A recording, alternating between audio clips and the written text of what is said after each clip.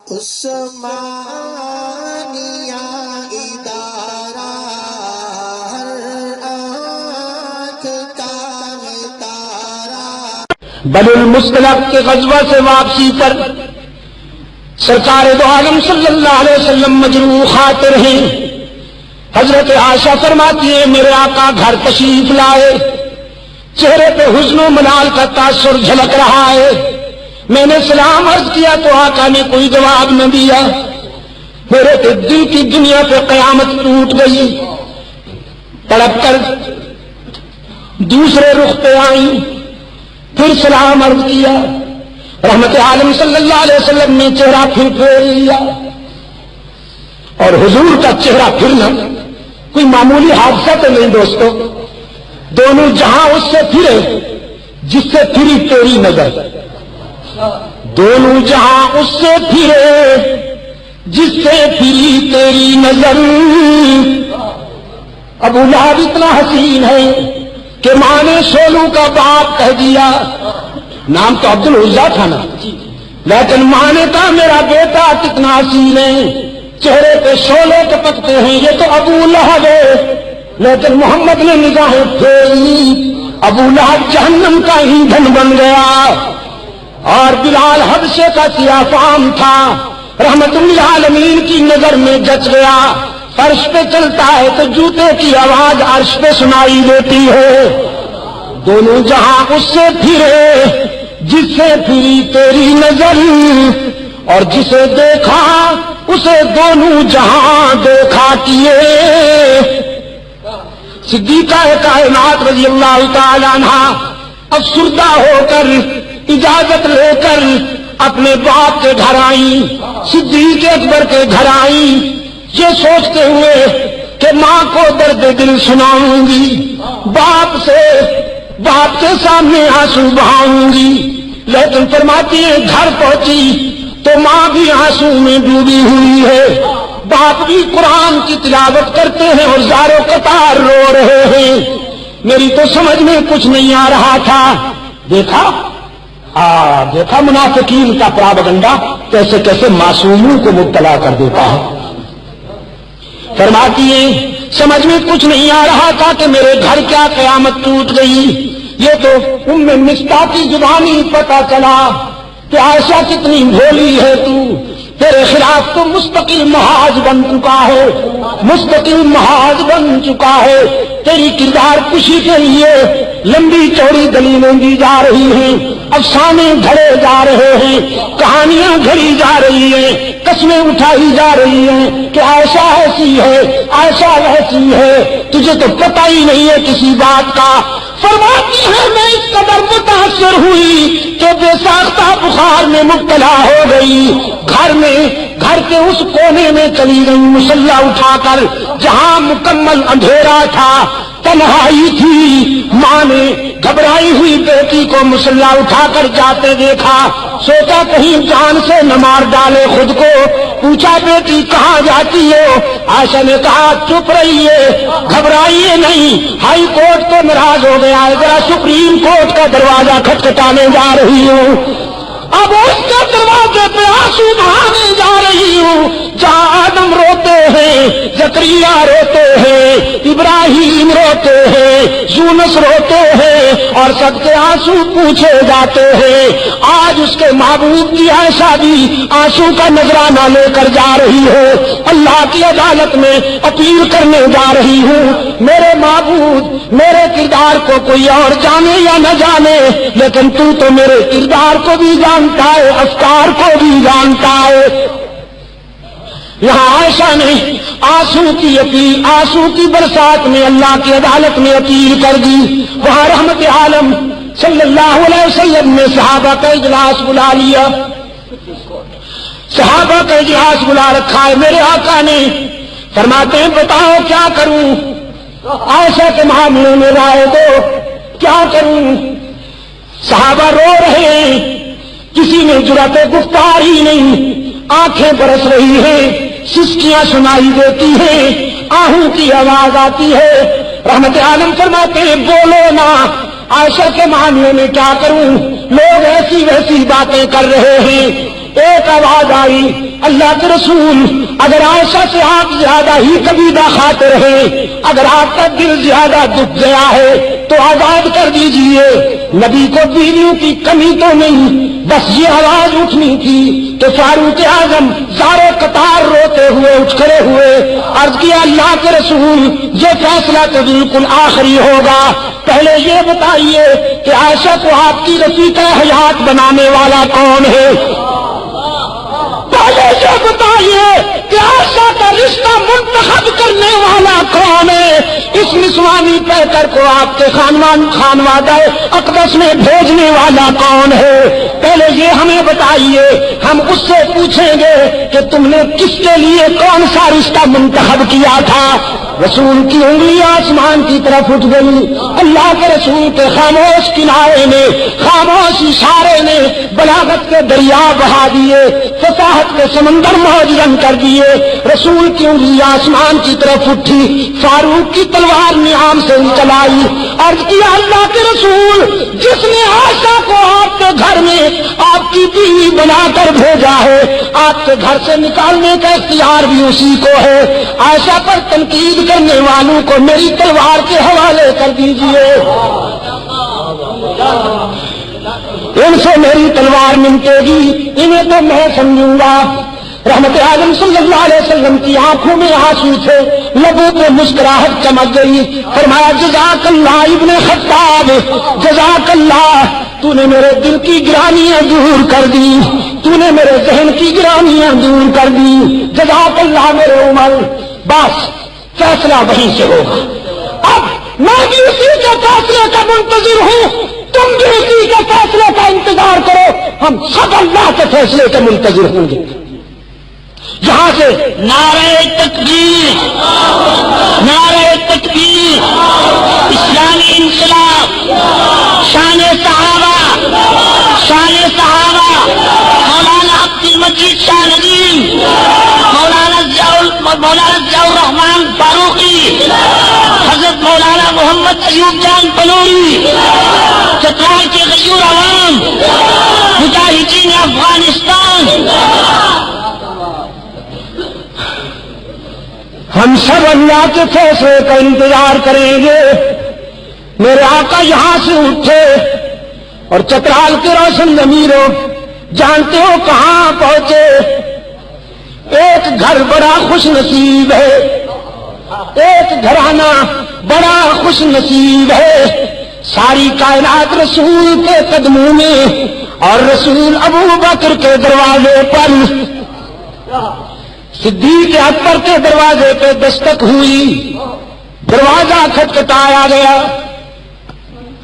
حضرت عائشہ کی غمزدہ ماں نے ڈوبی ہوئی آواز میں پوچھا ممبی باب کون ہے؟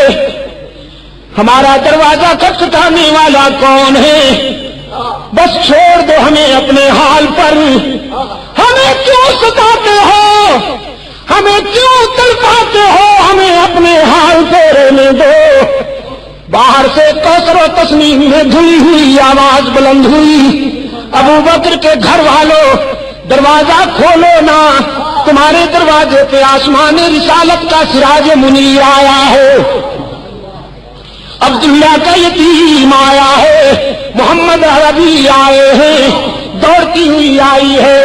حضرت عائشہ کی والدہ دروازہ کھولا، رحمت عالم صلی اللہ علیہ وسلم کو دروازے پہ موجود پایا، عرض کیا اللہ کے رسول آپ، صبح صادق طلوع ہو گئی، شام غم کو سویرا مل گیا۔ رحمت عالم صلی اللہ علیہ وسلم نے فرمایا باقی باتیں بعد میں، پہلے یہ بتاؤ میری عائشہ کہاں ہے؟ عائشہ کہاں ہے؟ اور حضرت عائشہ فرماتی ہیں میں اپنی والدہ اور اپنے آقا کے الفاظ سن رہی ہوں، میرے دل نے تقاضا کیا کہ اٹھوں اور دامن رسول سے چمٹ کر جی بھر کے رو لوں، سارے دل کا بوجھ اتار دوں، لیکن پھر میرے ضمیر نے میرے قدم روک لیے۔ کہاں جاتی ہو؟ جس کی عدالت نے اپیل کی ہے ذرا وہاں سے فیصلہ تو ہو لینے دو، اس کی عدالت کو چھوڑ کر یہ سچ ہے کہ آج تیرے در پہ تیرا محبوب آیا ہے، لیکن اس عدالت کو چھوڑ کر کہاں جاؤ گی؟ ماں نے عرض کیا اللہ کے رسول میری بیٹی تو اسی دن سے آنسو میں ڈوب چکی ہے، بولتی بھی نہیں، کسی بات کا جواب بھی نہیں دیتی، مصلی پہ سجدے میں روتی رہتی ہے۔ رحمت عالم صلی اللہ علیہ وسلم قریب آئے، آج فرمانے لگے عائشہ آج اپنی صفائی میں جو کچھ کہنا چاہتی ہو کہو، سننے کے لیے آیا ہوں۔ حضرت عائشہ فرماتی ہے میرے آقا اشکو بسی و حزنی اللہ، آج میرا وہی حال ہے جو ابو یوسف کا تھا۔ فرماتی ہیں میرے غم و حزن کا یہ عالم کہ یعقوب علیہ السلام کا معنی بھول گیا، ابو یوسف کہہ کر گزارا کیا۔ آقا میں آج کیا کہوں بھی تو لوگ نہیں مانیں گے، جو کچھ کہنا چاہتی تھی علیم بذات الصدور کو کہہ بیٹھی ہوں اور اسی کے فیصلے کی انتظار کر رہی ہوں۔ وہ یوسف پر الزام کی صفائی دینے والا ہے، وہ موسیٰ پر الزام کی صفائی دینے والا ہے، وہ عیسیٰ پر حضرت مریم پر لگائے جانے والے الزام کی برات کرنے والا ہے۔ آج ابو بکر کی بیٹی بھی اسی کے دروازے پہ رو رہی ہے، میں نے جو کچھ کہنا تھا اسی کو کہہ بیٹھی ہوں۔ رحمت عالم نے فرمایا عائشہ میں بھی اسی کے فیصلے کا منتظر ہوں، اس لیے کہ تیرے بیٹے نے تیری مثل سپریم کورٹ میں بھیج دی تھی، عمر نے تیرا کیس اللہ کی عدالت میں بھیج دیا ہے، میں بھی اسی کے فیصلے کا منتظر ہوں۔ صدیقہ فرماتی ہے میں نے سوچا وہ بڑا بے نیاز ہے، نہ معلوم کب فیصلہ آئے گا، یہ تو معلوم ہی نہیں تھا مجھے کہ ہمیں میدان و ہمیں دو۔ حضور بیٹھے، چہرے پر وہ پسینے کی بوندیں چمکنے لگی جو وحی کے وقت ہوا کرتی تھی، چادر اوڑھی اور جسد اطہر پر وہ کپکپی طاری ہو گئی جو وحی کے وقت ہوا کرتی تھی۔ میں سمجھ گئی کہ کال مل گئی ہے، رابطہ قائم ہو گیا ہے، کانپتی ہوئی اٹھ بیٹھی، دیکھوں فیصلہ کیا ہوتا ہے۔ ماں بھی قریب آ بیٹھی ہے۔ رحمت عالم صلی اللہ علیہ وسلم پر کچھ دیر وحی کی کیفیت طاری رہی، پھر حضور نے چہرہ اطہر سے چادر اٹھائی۔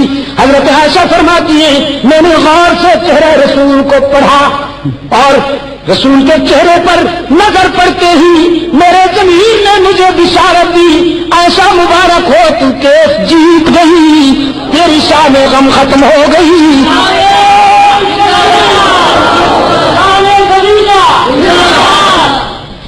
اس لیے کہ رحمت عالم صلی اللہ علیہ وسلم کے چہرے پر غم و حزن کے آثار غائب تھے، راحت و مسرت کا سویرا چمک رہا تھا۔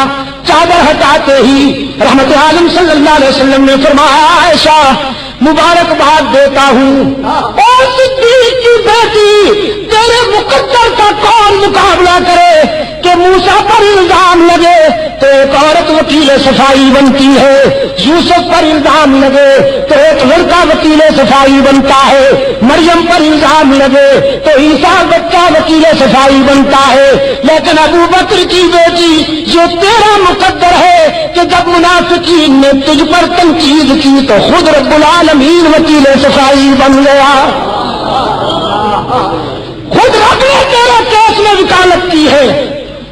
اور قرآن اترا ہے الخبیثات للخبیثین والخبیثون للخبیثات والطیبات للطیبین والطیبون للطیبات اولئک مبرؤون مما یقولون لهم مغفرۃ ورزق کریم۔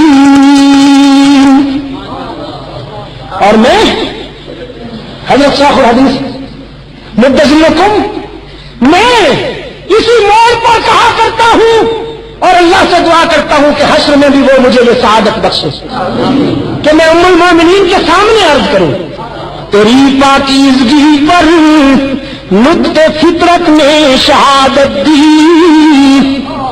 تیری پاکیزگی پر نطق فطرت میں شہادت دی، تجھے عظمت عطا کی عافیت بخشی فضیلت دی، خدائے لم یزل کا بارہا تجھ پر سلام آیا، مبارک ہے وہ لب جن پر ادب سے تیرا نام آیا، رسول اللہ نے رکھا ہے صدیق کا لقب تیرا، رسول اللہ نے رکھا ہے صدیق کا لقب تیرا، فقط فرشی نہیں عرشی بھی کرتے ہیں ادب تیرا، فقط فرشی نہیں عرشی بھی کرتے ہیں ادب تیرا، اور شرف تیرے دوپٹے نے یہ جنگ بدر میں پایا، اسے پرچم بنا کر رحمت عالم نے لہرایا، اور تیرا حجرہ امین خاص ہے ذات رسالت کا، بساط عرض پر ٹکڑا یہی ہے باغ جنت کا، اسی میں رحمت للعالمین رہتے تھے رہتے ہیں، تیرا حجرہ ہے جس کو گنبد خضرا بھی کہتے ہیں، اسی سے حشر کے دن سرور کونین اٹھیں گے، مگر تنہا نہیں اٹھیں گے ماں شیخین اٹھیں گے، اور شفاعت کی تیرے رحمت قدا سے ابتدا ہوگی، اسی پر امتوں کی مغفرت کی انتہا ہوگی، رب نے وہی فیصلہ کیا جو عمر کے جذبات کا تقاضا تھا،